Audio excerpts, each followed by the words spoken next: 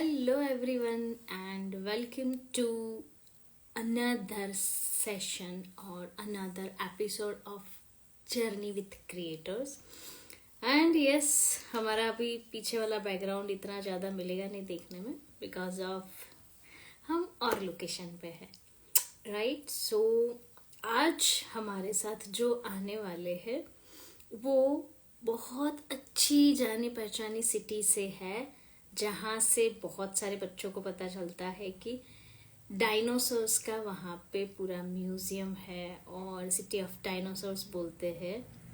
And yes Balasinor से है JD Parmar करके और आज हम उनको लाइव उनके साथ चैट करने वाले हैं. He is a model, he is an actor, बहुत सारी इवेंट्स करते हैं और बहुत सारा कुछ हम उसके बारे में आज जानेंगे. So let's welcome to.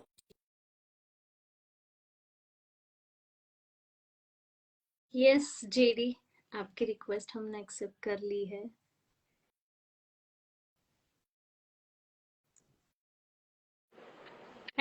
Hello, હાય કેમ છો?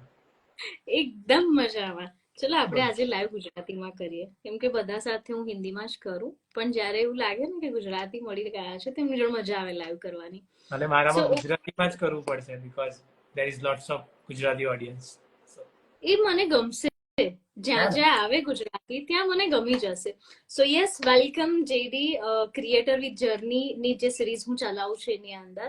And thank you so much કે તમે સ્પેશિયલ લોકેશન્સ પર આવ્યા છો લાઈવ કરવા માટે બીકોઝ ઓફ આપણી ઘણી બધું ડિસ્કશન થયું હતું કે જ્યાં તમે રહો છો ત્યાં આગળ સમહાઉ નેટવર્કના ઇશ્યુ છે. But thank you so much કે તમે એટલીસ્ટ આટલું કરીને આવ્યા અને મને ગમ્યું. ઓકે, સો આપણે વચ્ચે ઘણા કનેક્શનમાં હતા પછી સમહાઉ કનેક્શન આપણા ઓછા થઈ ગયા. સો મેં ક્યાંક એવું સાંભળ્યું છે કે તમે મેરેજ કર્યા. યસ, કરી દીધા. ઓકે, સો ક્યારે પ્લીઝ વોચિંગ અસ. ઓકે, સો કેવી ચાલે છે મેરેજ લાઈફ? બહુ જોરદાર ચાલે. અરે વાહ, તો ઓડિયન્સ બધા તાલી કરો ભાઈ. મેરેજ થઈ આવે છે ઓકે, જોરદાર ચાલે એટલે મસ્ત જ ચાલે. That's great. So yes JD, આપણે જ્યાં સુધી એકબીજાને જાણતા હતા ત્યાં સુધી તો ઘણું બધું હતું બટ નાવ સ્ટાર્ટિંગ ફ્રોમ કે જેટલા લોકો તમને જાણે છે સિવાય મારી પાસે બી અમુક ઓડિયન્સ છે કે જે લોકો તમને આજે જાણશે. તો સ્ટાર્ટિંગ આપણે કરીએ કે તમારું સ્ટડી શું રહ્યું અને સ્ટડી પછી તમારી first as a career journey શું હતી? ઓકે, તો સ્ટડીમાં મેં બીએસસી કર્યું છે with chemistry. Okay, and after પછી મેં માસ્ટર કર્યું છે ઓર્ગેનિક કેમિસ્ટ્રી પર. પછી મેં બેચલર ઓફ એજ્યુકેશન પણ કરેલું છે અને હાલ હું એક લેબ ટેકનિશિયનની માસ્ટર ડિગ્રી પણ ભણી રહ્યો છું. અરે બાપરે બાપ, મતલબ આટલું બધું સ્ટડી કેવી રીતે થાય? હું તો માસ્ટર સુધી આવીને પછી થાકી ગઈ, નહીં કરું. કોઈ ડોક્ટરની ડિગ્રી આપે તો ચાલશે. મને સ્કૂલમાં અને કોલેજમાં એક જ વસ્તુ નથી ગમતી અને હતું સ્ટડી. બાકી બધું ગમતું, સ્ટડી સિવાય બધું. પણ એના લીધે જ આપણે હંમેશા હતા ને એ જગ્યા પર, એટલે જ જવું પડતું હતું. ત્યાં જ આપણને ફ્રેન્ડ્સ. એવી માનું છું ને કે education is not everything but education is something. At least you કંઈક તો ગ્રેજ્યુએશન સુધી તમારું હોવું જોઈએ. કારણ કે એજ્યુકેશન અત્યારે આપણી સોસાયટી કે સમાજે એજ્યુકેશનને કેવું લીધું છે ખબર? મોસ્ટલી મિડલ ક્લાસ ફેમિલીની વાત કરું કે એજ્યુકેશન એટલે કે છોકરો ગવર્મેન્ટ જોબ કરવો તો હોવો જોઈએ, આપણા છોકરા ગવર્મેન્ટ જોબ કરતા હોવો જોઈએ. પણ એજ્યુકેશન આપણને, એજ્યુકેશનનો સાચો મતલબ એ છે કે એજ્યુકેશન તમને કોઈ પણ ફિલ્ડમાં ઉપયોગી થઈ શકે. એના માટે એજ્યુકેશન જોઈએ, નોટ ફોર ગવર્મેન્ટ જોબ કે તમે કંઈ કરી શકશો એના માટે. બટ કોઈ ફિલ્ડમાં તમારે જવું છે તો ત્યાં એજ્યુકેશન બહુ જ ઇમ્પોર્ટન્ટ છે. એ ક્યાંય ને ક્યાંય તમને કામ લાગતું જ હોય છે. And that's a fact. That's great. અમે લોકો અત્યારે એક ઇવેન્ટ કરવા જઈ રહ્યા છે કરિયર હન્ટ, એમાં હું તમને ચીફ ગેસ્ટમાં બોલાવી લઈશ એટલે તમે એજ્યુકેશન વિશે આપજો થોડી ઘણી ડિટેલ્સ, કેમ કે જે છોકરાઓ હમણાં જ પાસ આઉટ થશે એ લોકોને જોઈશે. ઓકે, નો વરી. સો એના પછી મને જ્યાં સુધી ખબર હતી ત્યાં સુધી તમે કંઈક ઇવેન્ટ બી કરતા હતા, ઘણું બધું કરતા હતા. તો એ શું હતું ને તમારું કરિયર જ્યારે અર્નિંગ વાળું એકચ્યુઅલ કરિયર? અત્યારે બી તમે સ્ટડી કરો છો પણ હવે કાઉન્ટિંગ ના થાય. જ્યારે તમારું એક એજનું લેવલ પતી જાય પછી તમને કમ્પલસરી કહેવામાં આવે ભાઈ તમારે પૈસા કમાવાના, નહીં તો ચાલશે જ નહીં. અને છોકરો હોય તો મોટો સિક્કો લાગે કે ભાઈ તારે તો હવે કમાવું જ પડશે, અમે તને નહીં રાખીએ. બરાબર. તો તમારી એકચ્યુઅલ જર્ની ક્યાંથી ચાલુ થઈ, જ્યાંથી તમે અર્નિંગ કર્યું ને ફર્સ્ટ એક્સપિરિયન્સ શું હતો કે પહેલી વાર તમે ક્યાંથી અર્ન કર્યું ને શું કર્યું એ પૈસા? વાત છે 2017 ની. ટિકટોક હતું એ ટાઈમે મ્યુઝિકલી. એ ટાઈમે મ્યુઝિકલી કોલેજના ફર્સ્ટ યરમાં હતો ને મારા ફ્રેન્ડ લોકોએ મને કીધું કે તું આ બધામાં પહેલેથી મને બહુ રસ છે. સો એક્ટિંગ કે આ સોલો પરફોર્મન્સ યુનિવર્સિટી લેવલના પણ મારી જોડે ઘણા વસ્તુઓ પડી છે, એવોર્ડ્સ ને આ બધું, એન્યુઅલ ડેઝ ને આ બધામાં બહુ એક્ટિવ રહું. સો એ ટાઈમે મ્યુઝિકલી સ્ટાર્ટ થયું ત્યારે એમાં એવી સિસ્ટમ હતી કે અલગ અલગ ટાઈપના વિડીયોઝ બનાવવા, લાઈક કોમેડી છે, ડાન્સ, તો કોમ્પિટિશન આવે તો એમાં મેં એક્ટિવ થતો રહ્યો તો મને પ્રાઇઝ મળતા રહ્યા કે બેચ મળે તમને અને ફોલોઅર્સ વધે, વ્યૂઝ વધે, એટલે બધાને ગમે જ બનાવવું. અને મને યાદ છે કે એ ટાઈમે કોમેડીઝ વિડીયોઝ મેં ચાલુ કર્યા હતા ને એમાં મારો થર્ડ નંબર હતો. અને ત્યારે મને કોલકાતાનો first officially MNG meet and greet મ્યુઝિકલીનો હતો. ત્યારે મને ઓફિશિયલી ઇન્વિટેશન હતું અને મને એ ટાઈમે ઓનર 10 ફોન અને 25,000 રૂપિયા મળ્યા હતા એ ટાઈમે. તો પછી મને કે ચલો કંઈક કરીએ એમ. તો પછી કન્ટિન્યુ રાખ્યું અને પછી મેં વિચાર્યું કે હિન્દી કોન્ટેન્ટ બધા બનાવે છે તો પછી હું ગુજરાતી કોન્ટેન્ટ સાથે ગયો 2019માં. અને ત્યારે I am first verified creator on Gujarat કે જેને ગુજરાતી કોન્ટેન્ટ ક્રિએટર સાથે આગળ વધ્યું હતું અને ઓફિશિયલી બ્લૂટૂથ ટિકટોકમાં મળ્યું. અને ત્યારે મારા ફોલોઅર્સ લગભગ 3 લાખ હતા અને પછી બંધ થતા થતા મારા 6 લાખ ફોલોઅર થયા. ત્યારે હું ત્યાં એક પોસ્ટના 30 થી 40 હજાર લેતો હતો ઓન. ચલો સરસ, મતલબ જર્ની ઘણી સારી રહી. બહુ સારી. આ રીતે ટિકટોકમાં આગળ જતા બધાને ખબર પડી ગુજરાતી કોન્ટેન્ટ, ગુજરાતી સાઉન્ડ લઈને પછી આગળ વધતો ગયો. પછી મેં મારો ઓરિજિનલ કોન્ટેન્ટ શાયરીમાં ચાલુ કર્યો, અલગ અલગ ટાઈપના એક્સપેરિમેન્ટ કર્યા. પછી મને ગુજરાતી આલ્બમ સોંગની ઓફર આવવા લાગી. પછી મેં 7 ગુજરાતી આલ્બમ સોંગ કર્યા અને પછી 2 વેબ સિરીઝ કરી. અરે વાહ. સો અત્યારે એટ પ્રેઝન્ટ શું કરો છો? મારું સ્ટડી ચાલુ છે ને હું એક જોબ પણ કરી રહ્યો છું. જસ્ટ મને એજ્યુકેશનમાં વધવું બહુ જ ગમે છે. આજે જ હું એજ્યુકેશન એક કોલેજમાં મને લેક્ચરર તરીકે આજે જ હું ઇન્ટરવ્યુ આપીને આવ્યો ને આજે જ સિલેક્ટ થઈ ગયો છું. અરે વાહ, ચલો મેની કોંગ્રેચ્યુલેશન. મને એવું હતું કે સાઈડ બિઝનેસ ચાલશે આ બધું એમ, બટ આમાંથી વધારે મને અર્નિંગ થવા લાગીને હું એક્ટિવ થતો રહ્યો. પછી પ્રમોશન આવતા રહ્યા ક્લોથ્સના અને પછી મોડલિંગ શોઝ કર્યા. મેં INFDના 3 વર્ષના શોમાં એઝ અ શો સ્ટોપર તરીકે ગયો છું અને બીજા બી મેં સારી રનવે શો કરેલા છે, લાઈક પેલેડિયમ મોલમાં પણ મેં હાલ રિસેન્ટલી કર્યું એક વાર. અચ્છા, તો આ જર્ની તમારી હજુ કન્ટિન્યુઅસ ચાલુ જ છે કે પછી હવે મેરેજ થઈ ગયા તો તમે સ્ટોપ કર્યું? શું છે ચાલુ છે સાઈડમાં ચાલુ છે. મને હવે કેવું છે એવું ને કે ગમે ને કામ કે હવે કરવું છે તો જ. મને ઘણા બધા ગુજરાતી સોંગની હાલ પણ ઓફર આવે છે, બટ મને કેવું છે કે બસ આ ગમે છે, આમ દિલથી એકવાર થઈ જવું છે કે આ કરવાનું છે.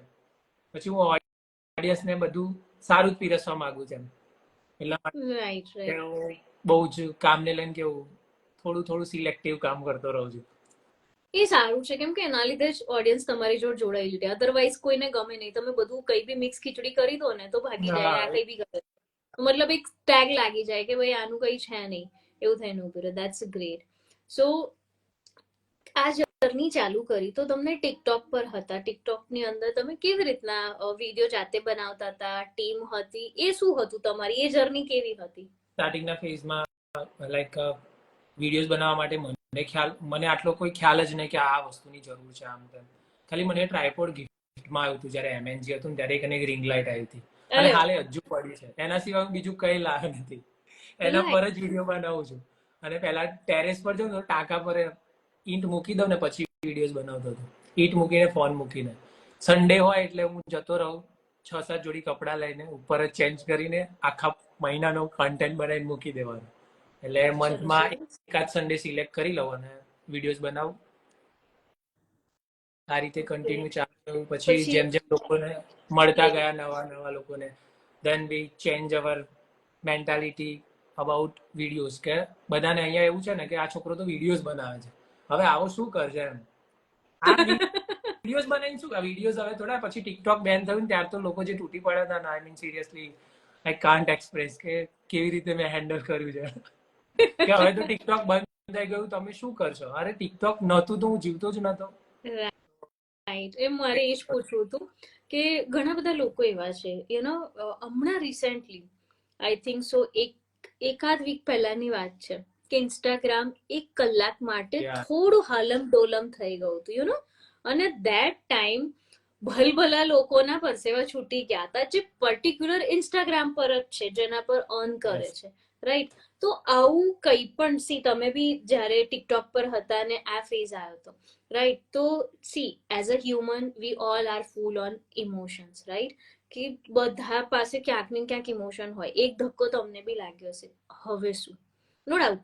સવાર પડે ને ઉઠો એટલે પાછું તમે રસ્તા શોધી કાઢો, બરાબર છે. કેટલાક માણસની પચાવવાની કેપેસિટી 5 મિનિટમાં, હાય હાય બંધ થઈ ગયું, ઠીક છે ચાલ કંઈક નવું શોધી લઈશું. કેટલાકને અઠવાડિયા સુધી ખાવાનું ના, હવે મારું શું, રાઈટ. તો આવા બધી જ ટાઈપના પર્સન હોય.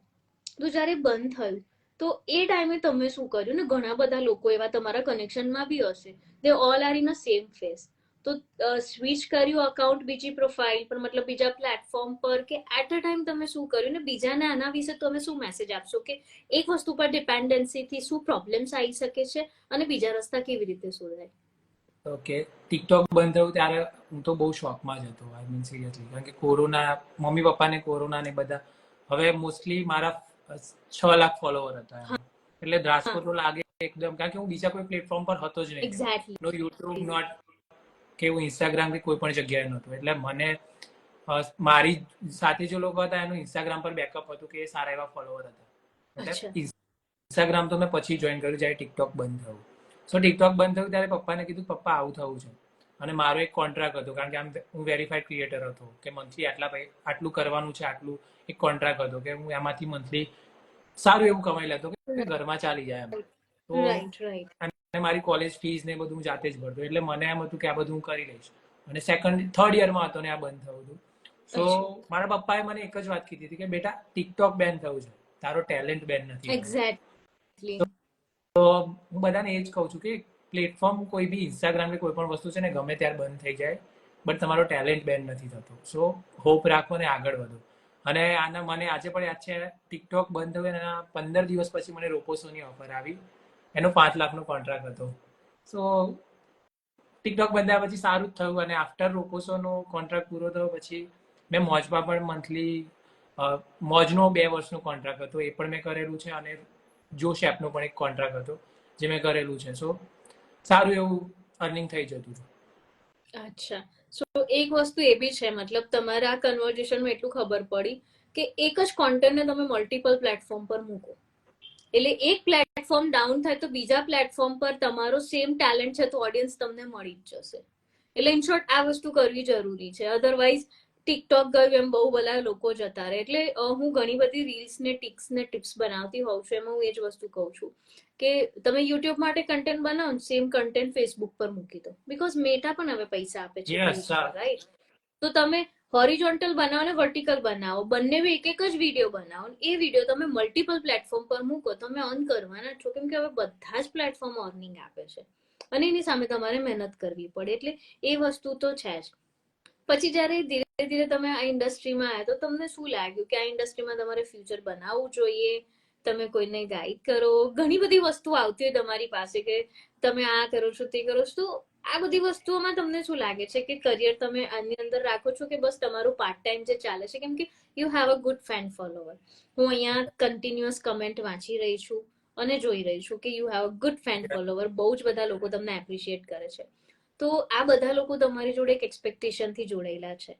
તો શું જેડી નું શું છે ફ્યુચર? કે આની અંદર કન્ટિન્યુ રહેવાના છે, પર્ટિક્યુલર પ્રોજેક્ટ લેવાના છે? કેમ કે થોડાક ટાઈમ માટે ગાયબ થઈ જશો તો બધા વિચારશે કે ગયા ક્યાં, so what is about the consistency of this profile? હું હાલ બી મારો એક 6 મહિનાનો બ્રેક હતો, પછી હું ઇન્સ્ટાગ્રામમાં પાછો આવ્યો. એક્ઝેક્ટલી.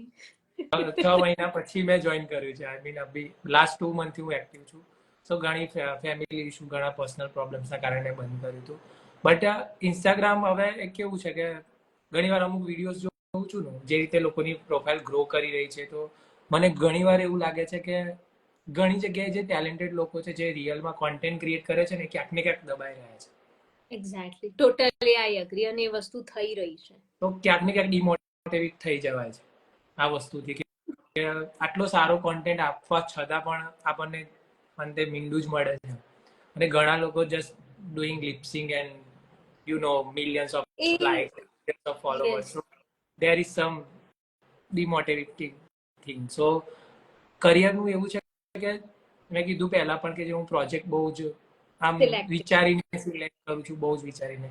કારણ કે મને એવા અનુભવો થાય છે ને ઇન્ડસ્ટ્રીમાં કે ઘણા લોકોએ કીધું કે લાઈક હવે આટલામાં કરી લો, એમ કે આટલા આપું છું, તમે આટલામાં આ વસ્તુ કરી લો, આપણે નેક્સ્ટ પ્રોજેક્ટમાં વધારે આપીશું. પછી એ નેક્સ્ટ પ્રોજેક્ટ આવતો જ નથી. આ બહુ જ ખતરનાક પોલિટિક્સ થતા હોય છે આ બધી વસ્તુમાં. કંપનીમાં બી એવું હોય છે કે અત્યારે છે ને અમારું એક સર્વિસ છે ને એ તમે મને આટલાની અંદર આપી દો, કેમ કે એના પછી મારે ઢગલો સર્વિસ લેવાની છે. એટલે પછી અમે લોકો એક આનું સ્લોગન બનાવી દીધું કે અમારે છે ને એક જ સર્વિસ આપવી છે, પણ પરફેક્ટ આપવી છે. No compromise, no negotiate. If you are okay then we go head, otherwise તમારી કોઈ પણ સ્કીમ જોઈતી જ નથી. હા, તો હું બધા ફોલોવર્સ અને ઇન્ફ્લુએન્સરોને એક જ વસ્તુ કહીશ કે જો તમારી જોડે ઓડિયન્સ છે અને તમને તમારા પર ભરોસો છે, તો જસ્ટ એક આર્ટિસ્ટ તરીકે છે ને ફિક્સ ઇટ કે હું આટલું જ કરીશ, આટલામાં જ કરીશ.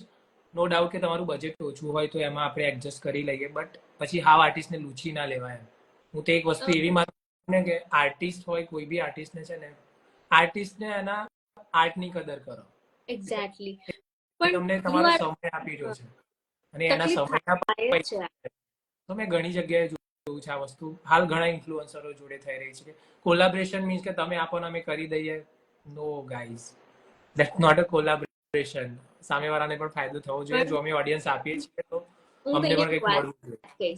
આમાં કેવું થાય છે કેટલી વાર કે હવે છે ને પેલું આવી ગયું છે, નકાબનો જમાનો આવી ગયો. જયારે ટિકટોક હતું એનું મને આઈડિયા નથી કે ભમાઈને તમે ફોલોવર્સ વધારો ને રીચ વધારો ને ઓલ ધેટ. અત્યારે તો ફેક ગ્લેમ એટલું બધું આવી ગયું છે આપણી આસપાસ કે ખબર જ નથી પડતી.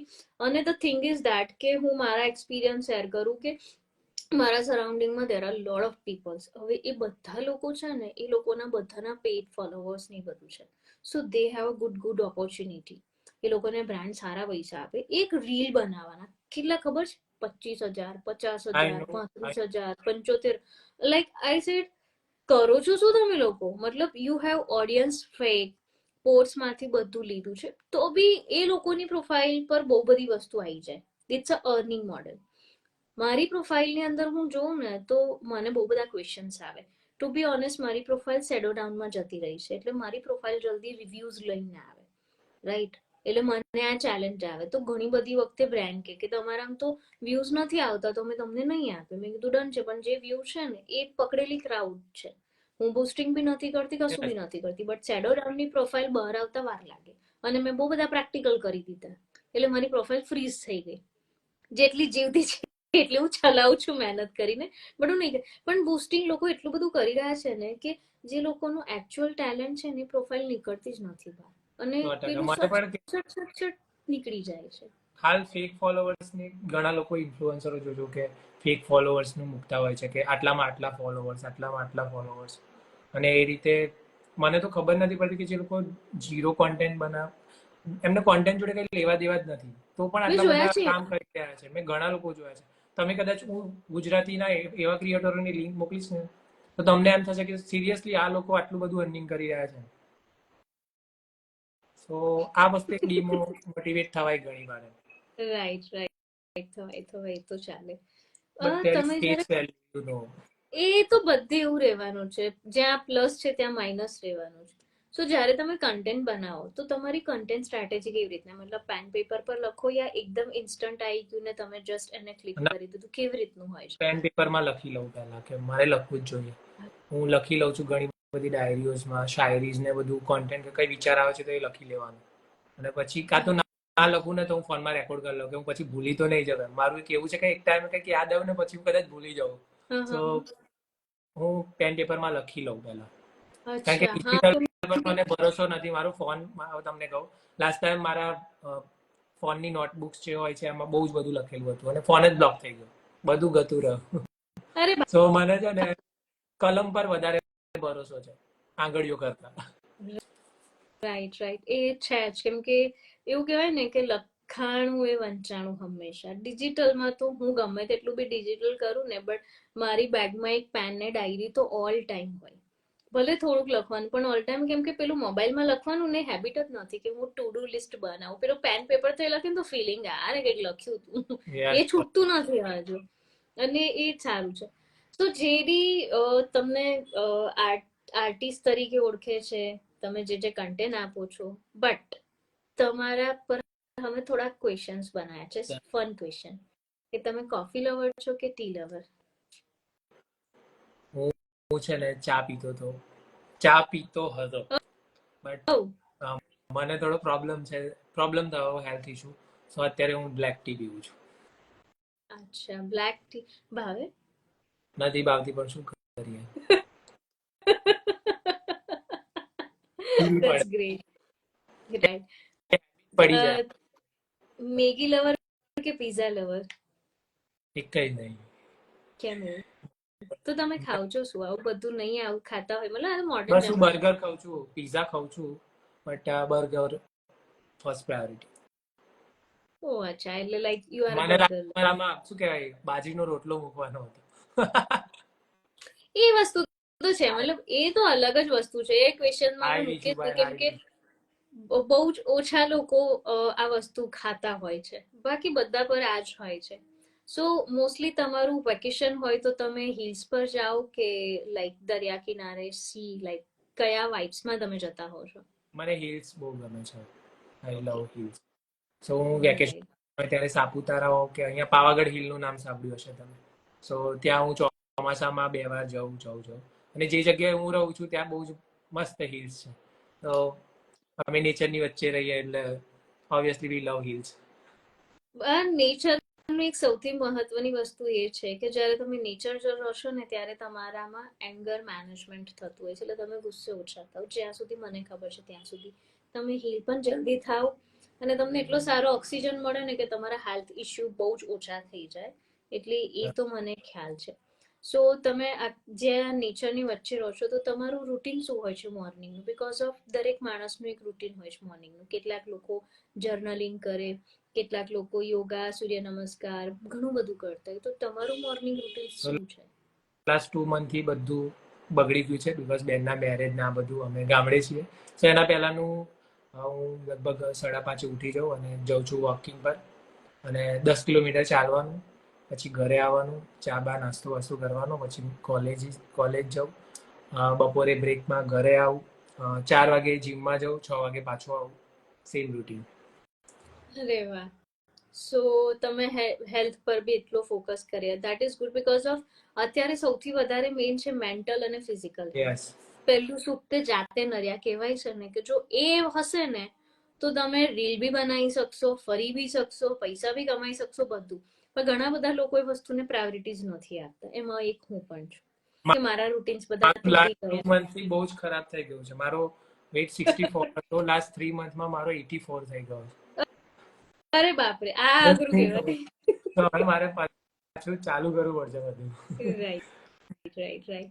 સો જે લોકોને નવું કન્ટેન્ટની જર્ની સ્ટાર્ટ કરવી હોય, તો કયા એવા પર્ટિક્યુલર ગુજરાતી માટે કે કયા એવા કન્ટેન્ટ બનાવે કે એ લોકોને ગમે, કેમ કે તમને ખબર હશે કે ગુજરાતીમાં ઓડિયન્સને કઈ વસ્તુ ગમતી હોય, બીકોઝ ઘણા બધા ક્રિએટર સાથે હું લાઈવ ગઈ, પણ બધાનું કેવું હતું, હિન્દી જ હતું, અને એક બે ગુજરાતી હતા, પણ એ લોકો પર્ટિક્યુલર નીચના હતા કે એમને એમનું રિલેટેડ મળી જતું હતું, બરાબર. પણ તમારું એકચ્યુઅલી પ્યોર નીશ છે, કે જેમાં તમે કીધું કે જોશ પર, મોજ પર, ટિકટોક પર, બધા પર પર્ટિક્યુલર લેંગ્વેજ પર કન્ટેન્ટ બનાવ્યું છે. તો હજુ બી કેવું છે, કેટલા લોકોને એવું ફિયર છે કે અગર અમે ગુજરાતીમાં બનાવીશું તો અમારી પાસે જે એરિયા છે ઓડિયન્સનો એ ઓછો થઈ જશે. એક પહેલી આ વસ્તુ છે. અને બીજું એવું કેવું છે લોકોને કે આ બનાવીશું તો આપણને જલ્દી ગ્રોથ નહીં મળે, પણ આ બંને વસ્તુ તમે ખોટી સાબિત કરી બતાવી, કેમ કે ઓડિયન્સ દુનિયામાં ગુજરાતી બહુ જ બધા છે, અને એવું નથી કે ગુજરાતી સિવાય બી બીજા લોકોને તમારા ફેશિયલ એક્સપ્રેશન્સ છે,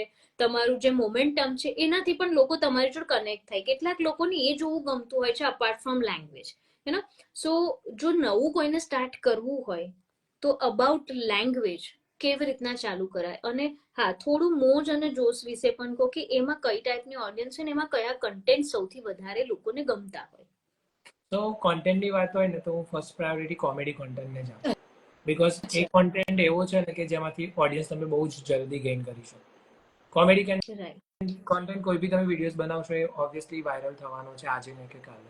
Right. સો ફર્સ્ટલી હું એવું પ્રિફર કરું ને કે તમે કોમેડી કન્ટેન્ટ જ્યારે પણ બનાવતા હોય તો તમે જે જગ્યાએ રહો છો એ જગ્યાએ કેવી રીતે લેંગ્વેજ કેવી યુઝ થાય છે. જેમ કે આપણે અમદાવાદમાં રહેતા હોય તો અમદાવાદી લેંગ્વેજ અલગ હોય છે, મહેસાણાની Yes. અલગ. તો તમે Yes. મેહોણી લેંગ્વેજમાં વિડીયોઝ બનાવો. ઘણા વિડીયો જોયા છે. અમુક લોકોના એકદમ એક હાચું આટલું વાયરલ થયું હતું એ માણસ ખાલી હાચું તો દરેક વિડીયોઝમાં એટલું બોલે ને હાચું તો બી વાયરલ થઈ જાય. એટલે ઓડિયન્સ જોડે કનેક્ટ કરવા માટે પહેલા જે એરિયામાં જે લેંગ્વેજ યુઝ થઈ રહી છે એના પર કોમેડી કોન્ટેન્ટ બનાવો. સેકન્ડ થિંગ કે જે રોજિંદા જીવનમાં રિલેટેબલ છે આપણને એ ટાઈપનો કોન્ટેન્ટ બનાવો. એટલે તમે મોસ્ટલી જોતા હશો તો કોમેડી કોન્ટેન્ટ અને એક દુઃખી ઉદાસી વાળો કોન્ટેન્ટ દિલ બહુ ટૂટા. હા, બહુ જ દિલ ચાલે. ટૂટા वो वाली. તો that's first priority કે કોમેડી કોન્ટેન્ટ અને સેકન્ડ કે બધું ઉદાસી વાળું છે. અને રહી એ વાત બંને પણ તરત અટેક થઈ જાય કે એક પેલું તૂટી ગયું હોય ને એવા લોકોને એવું જ બતાય કરે કે આ મને કોઈ છોડીને જતું રહ્યું ને આ થઈ ગયું ને શિખામણ આપે ને ડાઉન ફેઝ વાળા હોય ને તેને જ કન્ટેન્ટ જોવું ગમે પાછું એ માઇન્ડસેટ. અને આ બાજુ કોમેડી તો એવું છે કે તમે અકળાઈને બેઠા હોય તો કોમેડી તમને હસાઈ દે 2 મિનિટમાં. That is good. હા, અને રહી વાત કે ઓડિયન્સ ગુજરાતી કોન્ટેન્ટ બનાવશું તો ઓડિયન્સ ઓછી પડી જશે. તો આનો ઉપાય એ છે કે મેં જે કર્યું હતું કે મેં ફર્સ્ટ ગુજરાતી વિડીયોઝ ચાલુ કર્યા અને મારા 4 લાખ ફોલોવર થઈ ગયા પછી મેં હિન્દીમાં ચાલુ કરી દીધા. સો આ એક વસ્તુ છે, એક સીડી છે કે પહેલા ગુજરાતી ઓડિયન્સ કવર થઈ ગઈ છે, ચલો હવે હિન્દી બનાવીએ. એટલે મતલબ તમે પહેલા ઓડિયન્સ બનાવી દો અને પછી એ ઓડિયન્સને એ જ કન્ટેન્ટને અનધર લેંગ્વેજમાં લઈ લો એટલે ઓડિયન્સ તમારી જોડે રહેશે જ અને તમારી લેંગ્વેજ બંને પણ થશે ને તમે વધારે એરિયાને કનેક્ટ કરશો with the help of your skill. અને આ બંને પ્લેટફોર્મનું શું છે કેટલા લોકોને હજુ પણ નથી ખબર મોજ અને જોશ. મને પણ બહુ પછીથી ખબર પડી.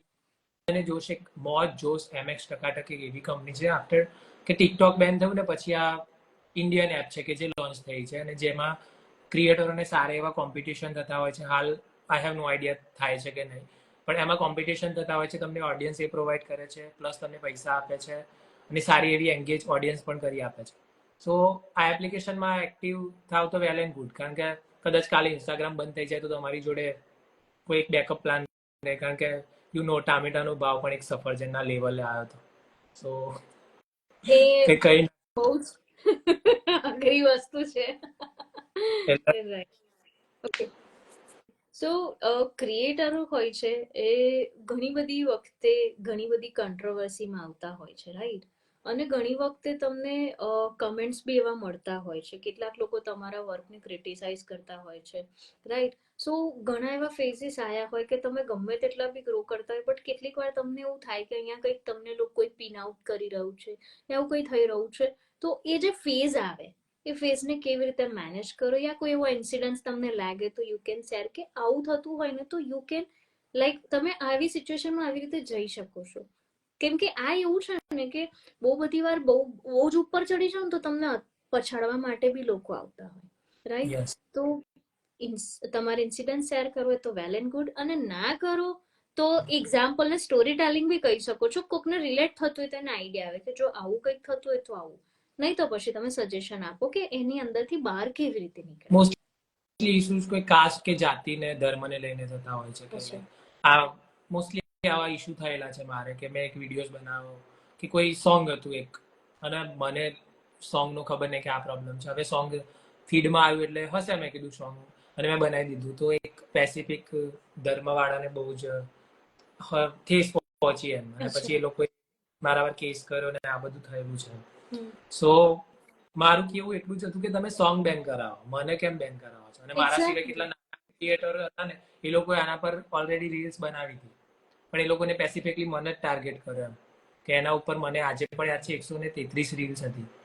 સો એ લોકોને રવા દીધું ને મારા પર જ બધા એક્શન લઈ લીધા. સો કહેવાય ને કે પોલિટિક્સ ચાલતું હતું એમ કે સ્પેસિફિક મને જ ટાર્ગેટ કરેલો, પણ મેં પછી એમને એમ કીધું કે તમે સોંગ ડિલીટ કરો એમ. પણ જ્યારે આમાં વસ્તુ એ બની કે હું ઇન્સ્ટાગ્રામમાં હતો તો એ લોકોએ ક્યાંકથી મારા કઝિનને મારી સિસ્ટર લોકોના આઈડી લઈ લીધા, મીન્સ ગોતી લીધા અને એ લોકોને મેસેજ ગંદા ગાળો અને મેસેજ કરવા લાગ્યા. મને પણ કોલ આવવા લાગ્યા બહુ જ ગંદી રીતે એમ, બહુ જ ખરાબ રીતે. અહીંયા ઘરની બહાર લોકો આવવા લાગ્યા દંડા લઈને, આમ તેમ બધું બહુ થયું હતું. સો કોન્ટેન્ટ બનાવવામાં પણ બહુ બધું વિચારવું પડે છે આજકાલ. તો મારી જોડે આવા 3 વાર ઇન્સિડન્ટ થયા અને એમાં એક વાર ખોટો હતો, એમાં મેં માફી પણ માંગી, અને બીજામાં હું નતો ખોટો, હું ન નમ્યો. સિમ્પલ. તો આવું કઈ થાય તો શું કરવું જોઈએ? મતલબ is there any particular community જે હેલ્પ કરે, એ આપણે શું, મતલબ આવી સિચ્યુએશન બી એવી હોય કે એમાં તમને ફેમિલી એક લેવલ પર કહી દે ભાઈ આ તો બધું બંધ કરી દે, હા, મને ફેમિલી સપોર્ટ થયું હતું, બટ મારા પપ્પા ઓલવેઝ મારા સપોર્ટમાં હતા કે ના થઈ જાય એમ. અને ત્યાં સામેવાળા ઘણા માણસો જે આમાં ઇન્વોલ્વ હતા, અને પછી એ લોકોના આગેવાનો પણ આવે, એ લોકોએ પણ મને બહુ જ કામલી કીધું કે ભૂલ થાય, નાનું છોકરું છે, આ બધી ભૂલ થાય, માફી માંગી લો, સોર્ટ આઉટ કરો, બટ નેક્સ્ટ ટાઈમ એ લોકોનું એમની જગ્યાએ એ લોકો સાચા હતા કે તું આટલા બધા ફોલોવર લઈને બેઠો છે ને તું કંઈક આવું કરતો બીજા લોકો પર ખોટી આડી અસર પડે. એટલે હું પણ ક્યાંક ને ક્યાંક સમજીને મેં માફી માંગી લીધી, અને પછી કોન્ટ્રોવર્સી એન્ડ થઈ ગઈ. અચ્છા, એટલે કેટલીક વખત આપણે રણછોડ બનવું પડે જીવનની અંદર કે ભાઈ કૃષ્ણએ પણ રણ છોડ્યું હતું, અને રણછોડ કહેવાયું હતું, સ્વાભિમાન કેટલીક વાર મૂકી દેવું પડતું હોય છે કંઈક સારું થતું હોય એની માટે. દેટ મીન્સ તમારી લાઈફમાં આવી કોઈ કોન્ટ્રોવર્સી આવે તો તમે ક્યાંક ને ક્યાંક લાગે તો એક નાનકડી માફી માંગીને તમે નીકળી શકો છો, તો તમારી લાઈફ માફી ઈઝી બની શકે કરતા માંગનાર મોટો હોય, હું એવું માનું છું. રાઈટ, બીકોઝ ઓફ અત્યારે કેવું છે બધા ઈગો પ્રોબ્લેમ. અને હું એક કહું છું કે તમે કોઈક એક મારું પોઈન્ટ ઓફ વ્યૂ એવું છે કે કોઈ વસ્તુમાં તમે કંઈક કરી રહ્યા છો, લાઈક ઇન્સ્ટાગ્રામમાં આવ્યા છો, તો તેના ફાયદા અને ગેરફાયદા હોવાના. જો તમને એના અધિકારો જોઈએ છે ને, તો સાથે સાથે તમારે એની ફરજ પણ બજાવવી પડશે. સો એના એક 5 માણસો છે, એમાંથી 3ને હું ના ગમું તો ઇટ્સ ઓકે, ના ગમું તો ના ગમું, આપણે એમના પોઈન્ટ ઓફ વ્યૂ ચેન્જ નથી કરી શકવાના. So it's okay to be so એક જ મનમાં life is too short for regret. Just remember one thing, life की हवा कभी नरम नरम कभी गरम गरम, जस्ट चिल. ચલો તો એક બે કોમેડી વસ્તુ બી અહીંયા અમને કહો, મને પણ મજા આવે.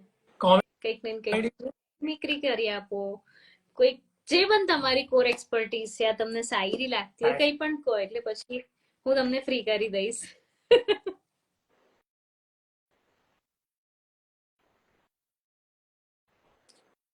ઘર તો ઘણું દૂર છે, ઘર તો ઘણું દૂર છે, વધી રહ્યો છે પ્રેમ ભરપૂર છે, કરે હાથો હું આવું ઘરે તારે, પૂછ કેમ, કેમ કે ભરવું તારી માંગમાં મારી સિંદૂર છે. અરે વાહ, ક્યાં વાત. સો તમારા વાઈફ ક્યાં છે અત્યારે? તમારી સાથે છે કે ત્યાં ઘરે મૂકીને ઘરે છે, આઈ મીન એના ઘરે છે. અચ્છા, હવે એને હોડી પર લાવું છું. અચ્છા અચ્છા, ધેટ્સ ગ્રેટ. તો બી સારું છે. તો જ્યારે મેરેજ કર્યા, એક બહુ લાઈક હોટ ક્વેશ્ચન્સ હોય છે કે મેં જોયું છે કે હવે એવું પૂછે છે કે તમે ઇન્સ્ટાગ્રામ પર મારી જો કન્ટેન્ટ બનાવશો, લગ્ન કરવામાં જે ટર્મ્સ હોય ને, અર્નિંગ હોય, પેરેન્ટ્સને રાખવાને, હવે એક ટ્રેન્ડિંગ વસ્તુ છે. સો તમારા કેસમાં શું હતું? મારા કેસમાં મેં જેની જોડે કર્યું છે એ મેકઅપ આર્ટિસ્ટ છે, અને એને ઇન્સ્ટાગ્રામ ને આ બધું બહુ જ ઓછું ગમે છે. એને જરાય આમ મારા આયા પછી એને ઇન્સ્ટાગ્રામ ચાલુ કર્યું, કદાચ મેં ફોર્સ કર્યો, બીકોઝ એને મેં એ રીતે કીધું કે તમે જે રીતે કીધું ને એ રીતે, કે મારી જોડે ઓડિયન્સ છે અને તારી જોડે ટેલેન્ટ છે, મારી જોડે પણ ટેલેન્ટ છે, તને મેકઅપમાં યુ નો કે કેવો ગ્રોથ મળી રહેશે. સો ફ્યુચર પર તને બહુ સારું કામ મળે, એટલા માટે મેં ઇન્સ્ટાગ્રામ ચાલુ કરાવ્યું. પણ એને ક્યારે એવું નથી કીધું મારી જોડે વિડીયોઝ મૂકો, રીલ્સ મૂકો, આ તે કઈ જ એને કોઈ જેવી એક્સપેક્ટેશન નથી મારાથી. બટ હું ઈચ્છું છું કે એ આગળ ગ્રો થવા માટે આ પ્લેટફોર્મ જરૂરી છે, અને તમે ઘણી સારી ઓડિયન્સ માટે મહેનત કરી છે, તો ઓડિયન્સ બટ ઓબ્વિયસ છે, કેમ કે એ એમનો જે ટોપિક છે, એમની જે એક્સપર્ટીઝ છે ને, એમાં એવું છે કે છોકરી ઘરની બહાર ઉમર્યા પર બી પગ મૂકે ને તો પણ એ તૈયાર થઈને મૂકે. હવે કેમ કે હવે કેવું છે, આમ બહાર નીકળતા જ સેલ્ફી આવી જાય તરત, કશે જ ના ચાલે, બધે જ સેલ્ફી હોય. તો એમાં કેવું હોય કે થોડુંક તૈયાર થવાનું ઇમ્પોર્ટન્ટ હોય, એટલે ક્યાંક ને ક્યાંક કોઈક ને કોઈક તો ટિપ્સ માટે કનેક્ટ કરશે. અને બહુ જ સારી એમને કરિયરની જે જર્ની લીધી છે ને, બહુ સારી છે, કેમ કે અત્યારના એરામાં આ સૌથી વધારે લોકોને જોઈતું હોય છે. કેમ કે તમે કદાચ જેટલું બી મોડેલિંગમાં કે જેટલા બી પ્રોજેક્ટ્સ કર્યા હશે, તમને ખબર છે કે ફિલ્ડ પર કેટલી બધી જરૂર હોતી હોય છે. કેમ કે તમને તમારો હુલિયો ચેન્જ કરવો પડે તો જ લોકો તમને જોવા, લોકોને તમે ગમશો જોવા. અધરવાઇઝ તો એવું થશે કે નોર્મલ માણસ એક્ટર નોર્મલ ચાલતું હોય કોઈ કેટલી વાર નથી જોતું. ઘણા એવા એક્ટર છે જેની ઉંમર થઈ ગઈ છે એમને કોઈ નહીં જોતું બાજુમાંથી જાય તો, પણ જયારે મેકઅપ કરીને ઉભા ત્યારે ખબર પડે. વહી અત્યારે બધાને ગ્લેમર જ જોવું છે કે લાઈક માણસ કેવો લાગે છે બહારથી and you just go and do it. એ જ મેઇન છે. Okay, so that's great JD, તમે ટાઈમ આપ્યો, આટલું સરસ અમારી જોડે લાઈવ કર્યું. ઘણા બધા લોકોનો ઘણો બધો પ્રેમ તમારી પર આવ્યો. મેં ક્યારની તમારા જે અંદર લાઈવમાં બધા મૂકી રહ્યા છે કમેન્ટ હું વાંચી રહી છું. એક બે જણે તમને બહુ જ સારી શાયરી આપી છે. ઘણા બધા લોકો ખુશ થઈ ગયા, ઘણા બધા તમારા ફેન છે, ઘણા બધા ને શોખ લાગ્યો તમે મેરેજ કરી લીધા, એટલે ઘણા લોકો શોખમાં છે. બહુ જ સડનલી લાઈક બુધવારે નક્કી કર્યું છે અને રવિવારે મેરેજ થયું છે. જે કર્યું છે એટલે આમાં પણ કેવું છે મારે જેડી એટલે આમ હવે તો પપ્પા કે જેડી એટલે વિવાદ એવું થઈ ગયું છે. હાય ભાવિનભાઈ, ઘણા લોકો મારી લાઈફમાં સારા સારા આર્ટિસ્ટ આવ્યા, એ લોકો બહુ સારા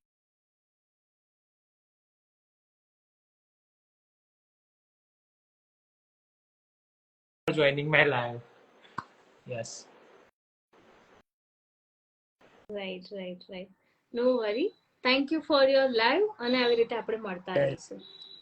Thank you. Bye. Take care. Good night. Yes. Bye. Good night.